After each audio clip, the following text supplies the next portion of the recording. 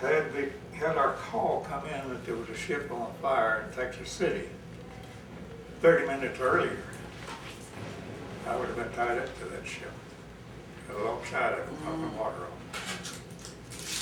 But I guess the Lord was with me, even though I didn't know him at the time. And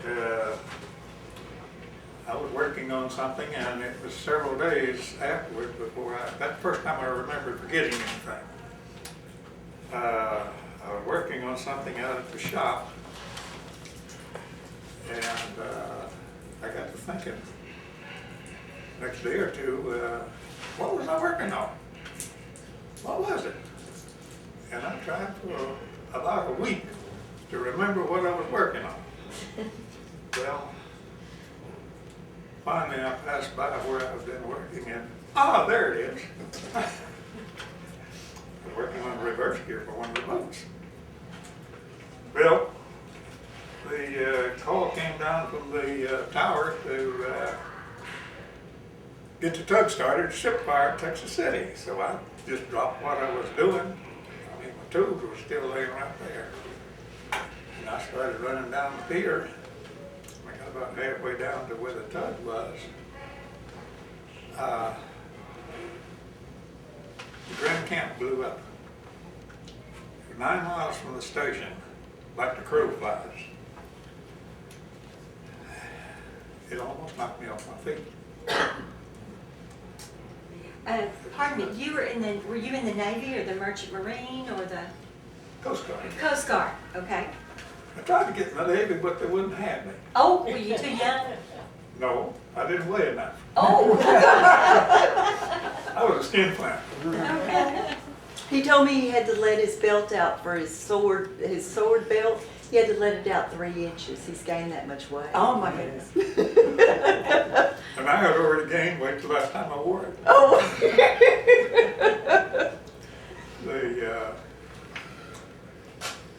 So I got the tug ready to go, and I was standing there with 2 or 3 men on it with me. Skipper came down the pier and he says, "Well, Myers," he says, "is the tug ready to go?" I said, "Yes, sir, it is." He said, "Well, get going." Well, if you knew anything about it, I expect he does. I was a chief machinist mate, well, engineman at that time. And normally the boatswain mate would have been handling it, but I usually handled it anyhow. So I went chop over there, and there's a picture of the boat going yonder. And it's actually was a combination tugboat and fireboat. And we got over there. I went where they told me to go, trying to put out some fires. Actually, there's varying reports on that explosion, but there was 2 eyewitness accounts that I know of. One was a priest who was standing at a window in his office, looking down on where the smoke was coming up. And he said when that ship blew up, he could see daylight between the bottom of the ship and the top of the warehouses. Ooh, wow. And the other one was a reporter for the local paper, Galveston paper. I don't remember what name it was, but anyhow, he was in the Jeep on the way over there, and he stopped to look at the smoke, and he said the same thing. You could see daylight when they get disintegrated. They found one of the anchors. They were old Liberty ships. The ship had been mothballed at Philadelphia and had been given to the French and recommissioned, and they changed the name. I forgot what the name was when it was in the Merchant Marine Service during World War II, but it had been changed to Grand Camp. Well, they didn't know as much about ammonium nitrate in those days as they do now, but it had, by the accounts that I read the other day on the computer, it had far less ammonium nitrate. I'm sure you're all familiar with that. It's a fertilizer Oklahoma City. / explosive. And the Grand Camp, at the time, they said 3,400 tons of ammonium nitrate in the hold. They don't know how the fire started even today. But when they opened the hatch, the stevedores come down at 8 o'clock to go to work. They opened the hatch, took the cover off. Smoke started coming out. And so they closed it back up and sealed it. And the practice was, if a ship was on fire, tow it out away from the piers, out in the open water. But for some reason, they didn't do it. They left it tied up to the pier. The whole Texas City Fire Department was down there with all of their equipment. The captain chose not to put any water on it because they wanted to preserve the cargo if possible. Instead, they piped steam in, which was a standard practice, to smother the fire. That was another match in the fire, because it raised the temperature of the ammonium nitrate along with the fire that was already there. They asked us if we could find 4 bags of ammonium nitrate that had been in the warehouse, and we did. Shipped them to Washington, D.C., and they got a report back later that said, well, we've run tests on it, and it says up to 440 degrees, it's stable. As you get above 450 things, a pound per square inch, degrees of heat. Anything can and sometimes does happen. Well, you can imagine, you remember the destruction, I'm sure, of Murrah building in Oklahoma City. Ammonium nitrate is what they used to blow that up. You know, they 5 tons. So, and there was a Monsanto chemical plant right across the slip from where the Grand Camp was tied up. That's the building that's going around. That they had 50 people in it. Only 2 survived. And it was completely destroyed. The anchor on the Grand Camp, or from the Grand Camp, was found 1.6 miles from where the ship blew up. Wow. On land. Can you imagine falling in your yard? Oh, or on your house? And that anchor only weighed a ton. Mercy. It'd be like having one of those asteroids come at you, wouldn't it? Yeah. Most of the firemen were killed too, weren't they? All the Texas- firemen were all. killed. The Texas City Fire Department was completely wiped out. One thing that added to the number of casualties,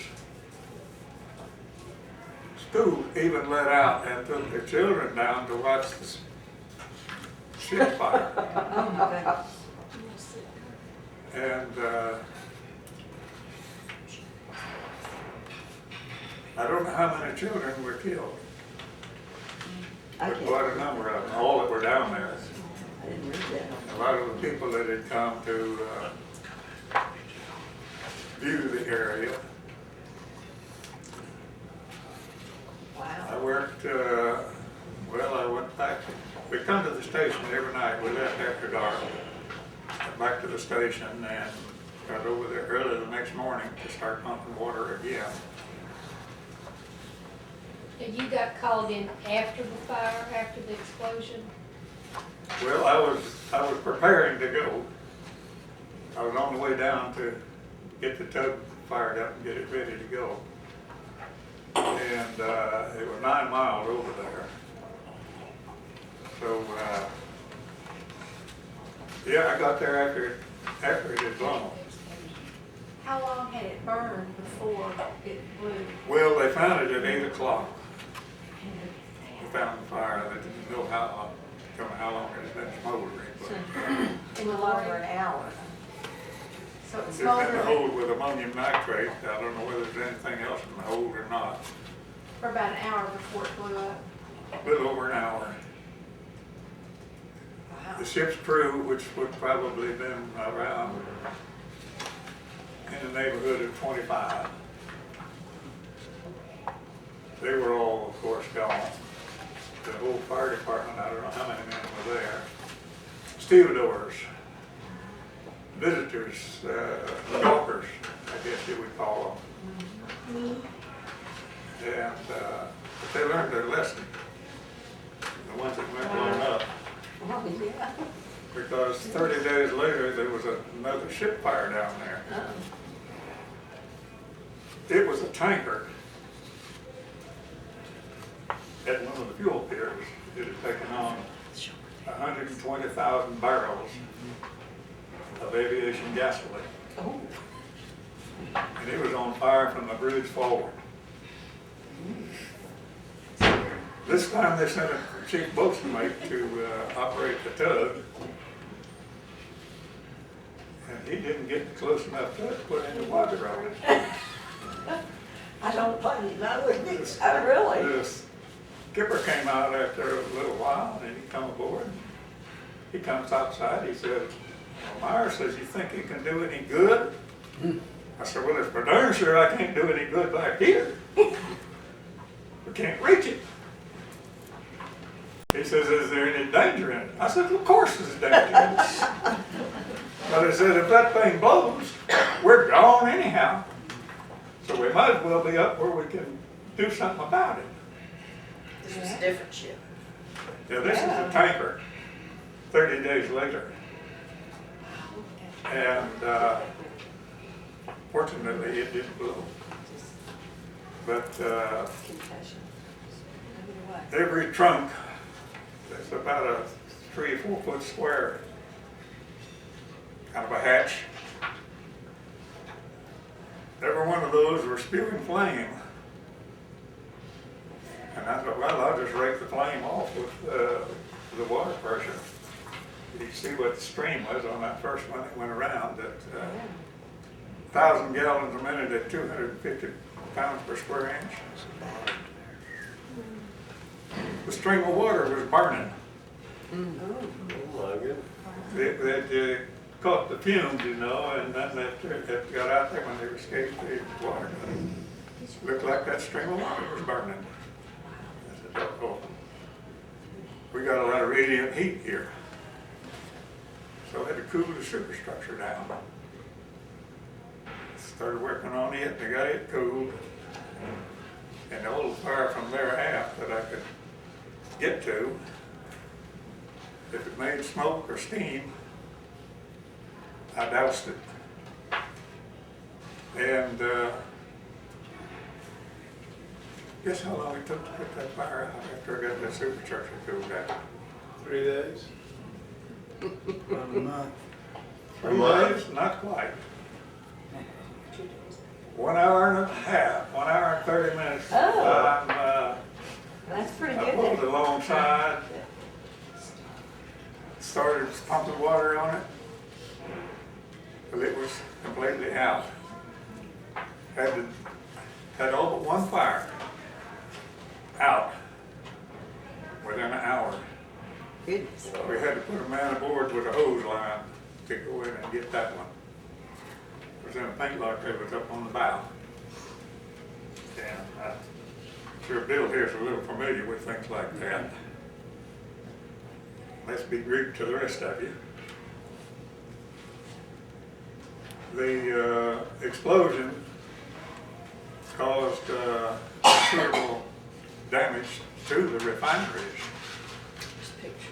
And within the next 30 days, there was reportedly 129 fires at the refineries. Damage, you know, that showed up along the way. Of course, none of them amounted to a whole lot because they got them out. Got repairs made. There's pictures of the refineries And, on fire. On the little cards, I think. yeah, there's one there at the station where I was stationed at the time. Galveston, Texas. It was on one of the ones that went around. So Texas City is right there next to Galveston, right? Yes, it's up the Houston Ship Channel, and it's 9 miles from the station there to Texas City.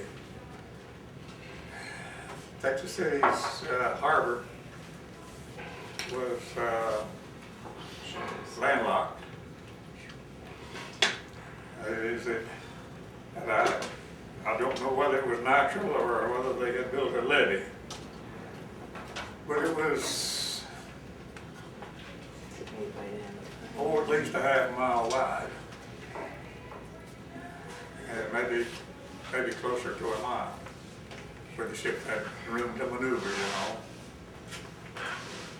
One of the ships had, I'm not sure which one it was, had a cargo of hemp also. You know what hemp is? It's the old-fashioned ropes. Of course, that was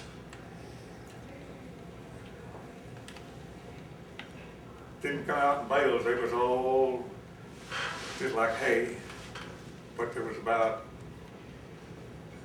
up to a foot of oil, heavy like crude oil, bunker C from the ships and possibly some from refineries, tanks too.